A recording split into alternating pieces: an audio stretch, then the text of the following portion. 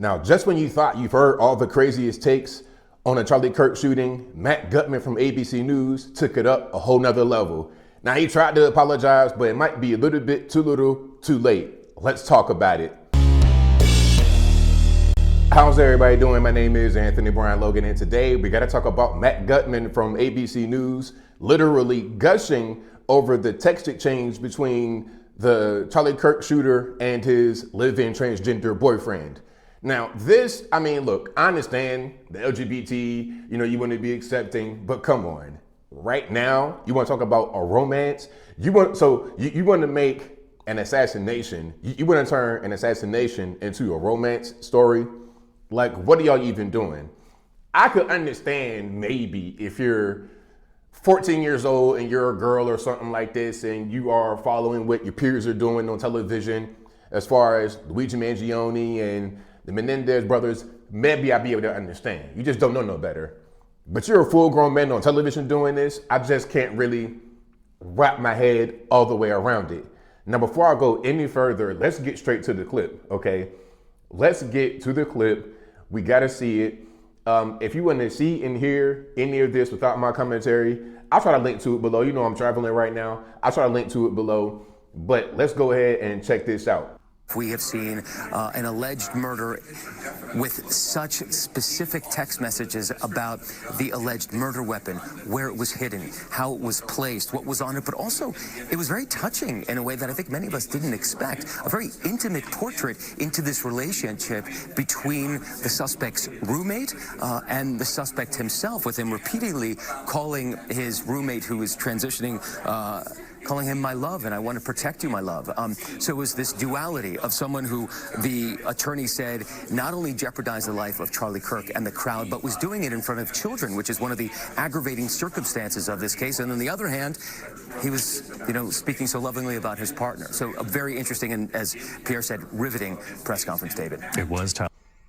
Okay, again, that is Matt Gutman from ABC. Now listen, I get it. I understand you want to be supportive of the LGBTs and whatnot, but come on, come now. Like, must we do all that? Must we do all that at a time like this? Come on. Even if you think that, Matt, even if that's what you into, I'm not, no judging and no outing. I don't know this dude. I'm just saying, if you're into that, that's your business. But right now, shouldn't be the time for you to express your opinion about that. Okay, it really shouldn't be. Now, he tried to apologize later. We're going to get to that. But first, let's look at some of these texts. Okay, let's look at some of the texts here. All right.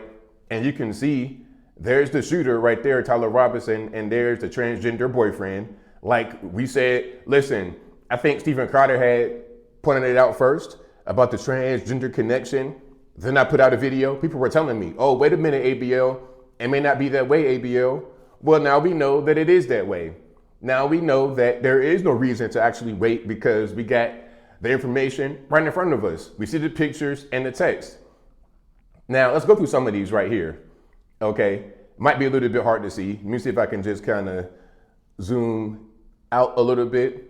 Maybe that'll help a little bit, but I'm gonna read them. Okay, let me see. Judging from today, I say Grandpa's gun does just fine. I think that was a $2,000 scope. Robinson, that's the shooter. Delete this exchange.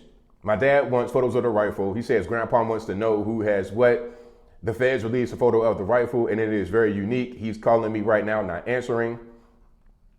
Robinson says, since Trump got in office, my dad has been pretty diehard MAGA. Robinson, again, the shooter, says, I'm going to turn myself in willingly. One of my neighbors here is deputy for the sheriff. Robinson, again, the shooter, you're all I worry about, love. I'm much more worried about you. And then he says, don't talk to the media, please. Don't take any interviews or make any comments. If police ask you any questions, ask for a lawyer and stay silent. Now, to me, this reeks of coordination. This reeks of someone who knew what the shooter was going to do before he did it. And I don't think it's just him. Again, this is just my humble opinion. I'm not saying it's true or false. I'm just reading these messages and I'm drawing a conclusion. I'm giving an opinion based on what I see. So I think there's some coordination between the two of them and maybe even more people who have yet to be named. But either way it goes, there must be some accountability here. And there's more. There's a whole bunch of these texts. Again, I'll link to them in the box. Okay, now here is Matt's apology. Let me zoom back in here. Okay, so he said, yesterday, I tried to underscore the jarring contrast between the cold-blooded assassination of Charlie Kirk, a man who dedicated his life to public dialogue, and the personal disturbing text read aloud by the Utah County attorney at the press conference. I deeply regret that my words did not make that clear, but let there be zero doubt here. I unequivocally condemn this horrific crime and the pain it caused Charlie Kirk's family and those who were forced to witness it at Utah Valley University and the millions of people he inspired. Okay, to me, it seems like you're just trying to do a little bit of damage control. Okay, it's damage control because there was severe outrage of what you did. You're trying to keep your job, obviously, because that's the thing. Okay, you want to talk crazy. That's how the conservatives fight back. Some people say, oh, well, you shouldn't be doxxed. Listen, I'm not in favor of the doxing. I'm not in favor of people losing their jobs behind this. I'm not really in favor of that. But, however, this is how we fight back. We're not going to fight back with, we're not going to fight fire with fire in the sense of, okay, you got people out here shooting Charlie Kirk and President Trump and doxing people. I got swatted before many years ago, so I know the dangers behind this. Rather than us doing that kind of stuff, okay, you know what? Maybe your employer is not gonna like that you're doing this on the internet. Maybe your employer would be displeased to learn that you are behaving that kind of way on the internet. And maybe your employer will exercise their freedom of speech and say, you know what? I don't like that either. I don't like what he did. I agree with the people who are contacting me. Therefore, I'm going to relieve you of your services. That's kind of what's going on. That's how we're fighting back on the right. We're not trying to do anything illegal. We're not trying to take anybody's life. We're exercising our freedom of speech, which is what we all have the right to do. Charlie had the right to do it.